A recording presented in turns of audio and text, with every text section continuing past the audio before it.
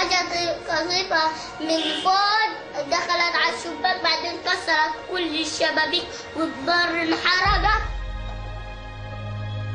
ليش هما كسروا غراب، كسروا لعبة؟ لسه في كتير غراب ساحوا، كله رميناه على الزبالة، والأواعي رميناها على الزبالة، بنشحت من دور الناس أواعي للباس. وحتى الأكل اللي بناكل فيه ريحته غاز، ومش راضيين نصيب أواعينا، وهينا لابسين غاز. لو تشموهم أواعينا، خلي اليهود يجوا ويشموا أواعينا ويشوفوا دارنا. كل ما نيجي نتحمم في الدار، نيجي نعمل بنشوف الريحة كلها كتلاتنا كتل. هاي الأواعي شوف، ها ما لمناهم مش غير شم غاز. ايش بدي اسوي؟